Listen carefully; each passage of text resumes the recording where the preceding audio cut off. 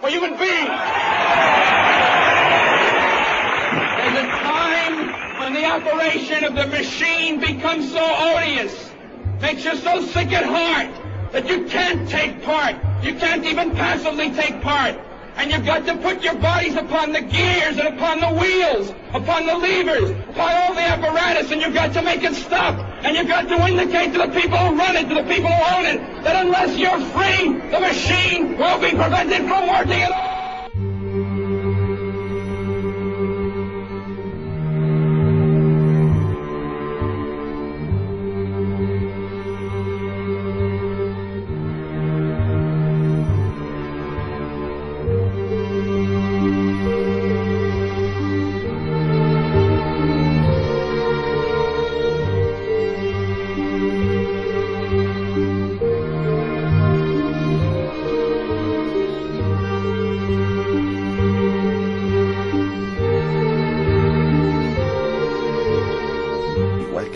Naciste en cautiverio, naciste en una prisión que no puedes ni saborear, ni oler, ni tocar.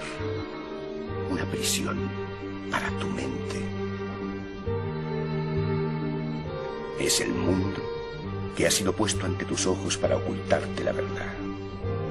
Que eres un esclavo.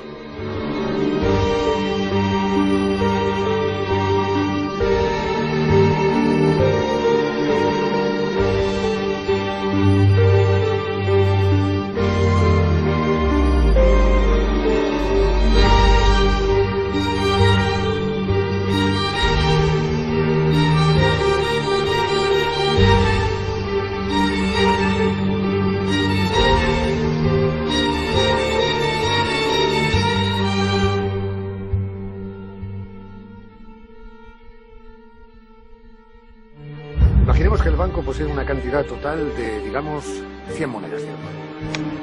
10 personas en total. Todos necesitamos oro para comprar y todos hemos pedido un préstamo. 10 monedas para cada uno. El banquero nos ha entregado todo su oro, con absoluta generosidad. ¿Y a cambio de qué? ¿Un simple 10%? Una monedita por persona. Si al cabo de 12 meses hemos de pagar 11 monedas cada uno, ¿de dónde las vamos a sacar?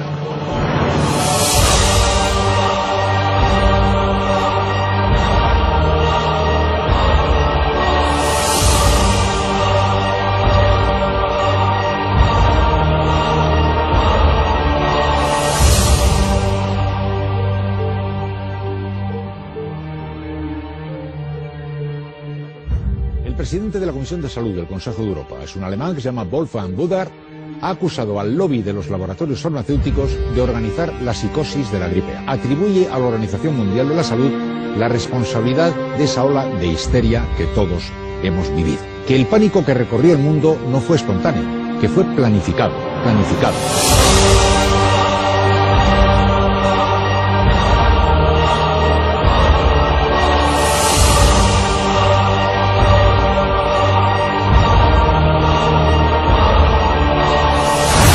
Año 1996.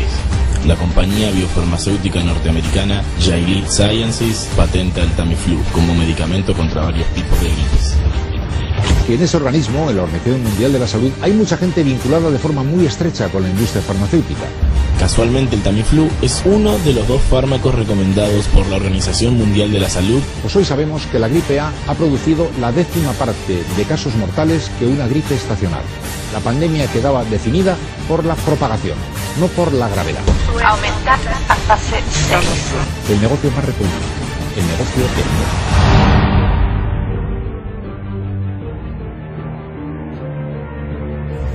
We designed the buildings to take the impact of the Boeing 707 hitting the building at any location. The building probably could sustain multiple impacts of jet line. That the plane flew straight into the building. So you're saying that the building was actually designed to cope with a hole like that and then still survive? Yeah, it was.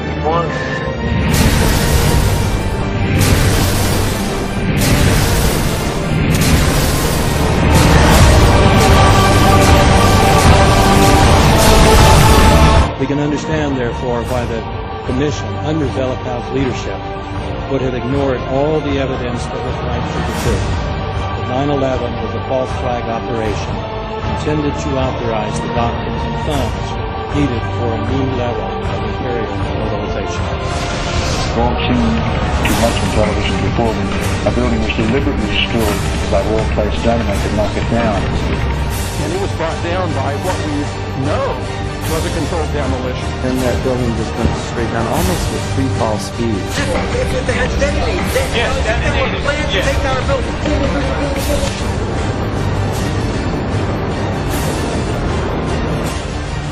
All of a sudden we hear, boom! An explosion so hard that pushed us upwards. And it came from the basement between the B2 level and the B3 level. When you have a precedent set like that, and you have somebody, George Tenet, acknowledging in his book that he knew that the administration was deceiving the American people into a situation that is murdering young men and women from this country and others, that George Tenet and Dick Cheney and Condoleezza Rice and George Bush et al. Should be in fucking jail.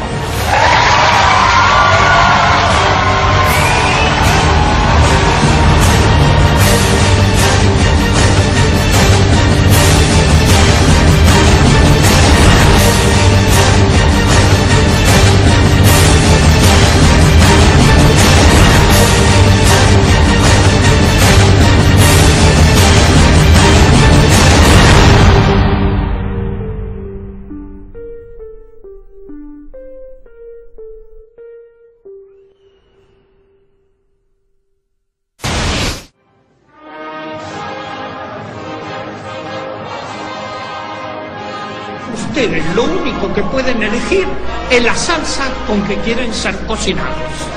The table is tilted, folks. The game is rigged. And nobody seems to notice. Nobody seems to care.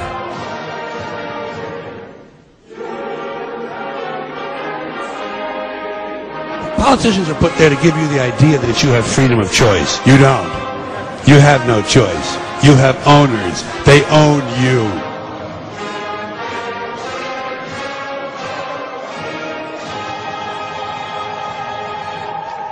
It's a big club, and you ain't in it. You and I are not in the big club. ¿Tenemos esa resignación? They got you by the balls. ¿O comenzamos a cambiar? Ladies and gentlemen, the very word secrecy is repugnant in a free and open society. And we are, as a people, inherently and historically opposed to secret societies, to secret oaths, and to secret proceedings. For we are opposed around the world by a monolithic and ruthless conspiracy that relies primarily on covert means for expanding its sphere of influence, on infiltration instead of invasion, on subversion instead of elections, on intimidation instead of free choice. It is a system which has conscripted vast human and material resources into the building of a tightly knit, highly efficient machine that combines military, diplomatic, intelligence, economic, scientific, and political operations. Its preparations are concealed, not published. Its mistakes are buried, not headlined. Its dissenters are silenced, not praised. No expenditure is questioned, no secret is revealed. That is why the Athenian lawmaker Solon decreed it a crime for any citizen to shrink from controversy. I am asking your help in the tremendous task of informing and alerting the American people, confident that with your help, man will be what he was born to be, free and independent.